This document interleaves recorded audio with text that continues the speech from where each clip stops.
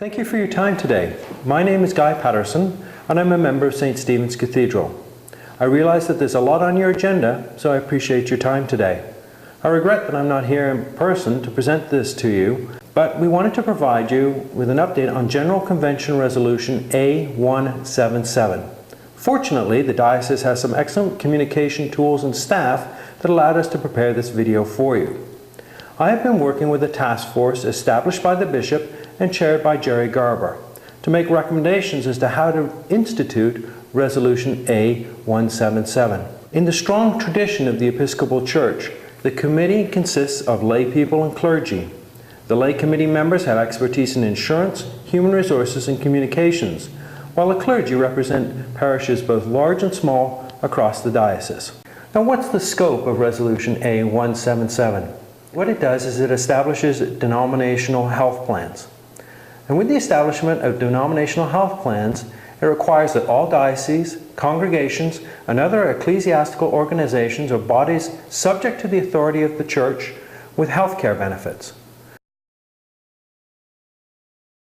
The diocese to purchase its health benefits from the Episcopal Church Medical Trust and cover all clergy and lay people who work more than 1,500 hours per year, which is approximately 30 hours per week.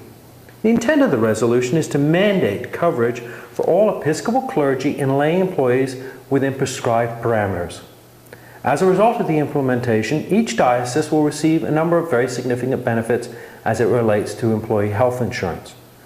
What it does, and perhaps most importantly, is it secures the future of health care benefits to all eligible employees. It will provide a choice of health plans and insurers. It would decrease the administrative burden and expense for employers and parishes. It will provide health care benefits that are designed for Episcopalians, by Episcopalians, for Episcopalians. And it also provides access to health care benefits to all eligible clergy and lay employees. Now, why was the mandate or resolution passed?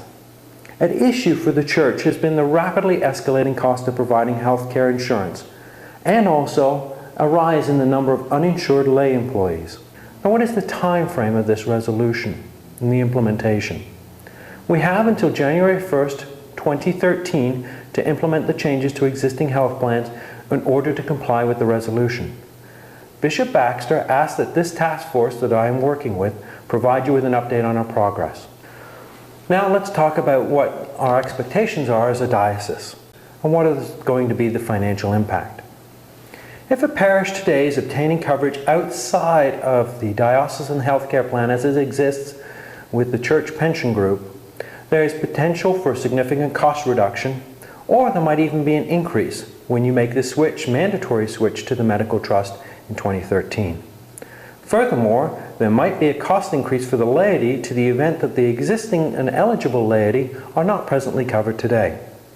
Realizing that a cost increase would be a burden on a particular parish, the task force is in the process of establishing 3 different benefit levels from which a parish can choose, based on their own needs. Parishes need to know what their current healthcare benefit costs are, as well as the number of lay employees who are going to be impacted by the mandatory requirement to cover them. And if you're not covering your lay employees today or your clergy, those are significant numbers that you as a parish need to take into consideration. Now, let's talk a little bit about the impact on the laity, because as we understand it, most of the clergy today are receiving benefits, but a lot of the laity is not. The eligible laity will now have to participate in the medical trust healthcare benefits. As I mentioned, the task force is working to develop a number of different plan choices that are affordable, but the minimum number of hours as well will also have to be taken into consideration, and we need your input. Finally, we want to make sure that while people are able to participate in these excellent benefits, the parishes and lay employees and clergy are not unduly burdened by what really is expected to be a benefit to them. Now, what will we be doing? One of the first steps was to produce this video for you so that we could bring you up to date on what we have done, and so that you were aware of some of the challenges that are facing the diocese and certainly facing some of the parishes as we get very close to 2013. In the near term, what the task force is going to be doing is finalizing recommendations on plan choices and developing initial eligibility requirements. Over the long term, the task force needs to receive feedback from you, the parishes, clergy, and laity who are going to be affected by this resolution, so that we can adjust and finalize our recommendations to the bishop and diocese accordingly.